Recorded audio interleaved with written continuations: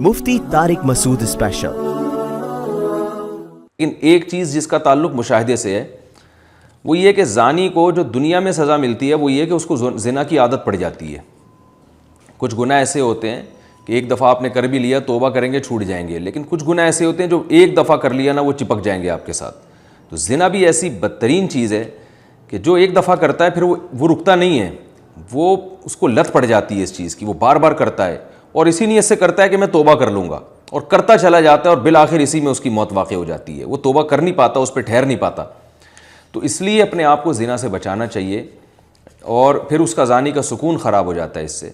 وہ بار بار جب تک یہ کام کرے گا نہیں اس کو دل میں خلجان رہتا ہے، اس کے ایک طبیعت میں بے چینی رہتی ہے۔ اس کا اصل علاج تو یہ تھا کہ چھوڑ دے ہمیشہ کے لیے، دوبارہ طبیعت سیٹ ہو جائے گی، لیکن کون چھوڑتا ہے؟ بہت کم لوگ ہیں جو توبہ پہ قائم رہتے ہیں۔ تو اس لیے جو زنا سے بچتے ہیں نا وہی سکون میں رہتے ہیں، کہ ایک دفعہ بھی نہیں کیا وہ سکون میں، ان کی طبیعت ہی مائل نہیں ہوتی اس کی طرف۔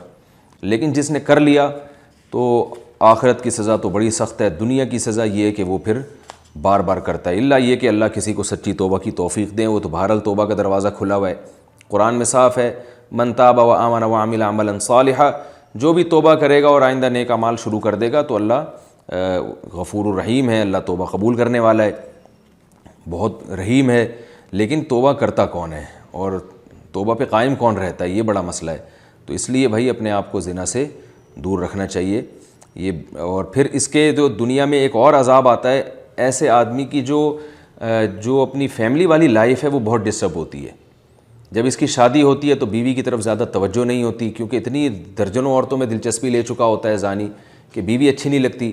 جو زنا سے بچتا ہے اس کے لیے تو بیوی ہی سب کچھ ہے، تو بیوی کی طرف طبیعت مائل ہوتی ہے، وہ گھر آتا ہے بیوی سے ملتا ہے، خوش ہوتا ہے۔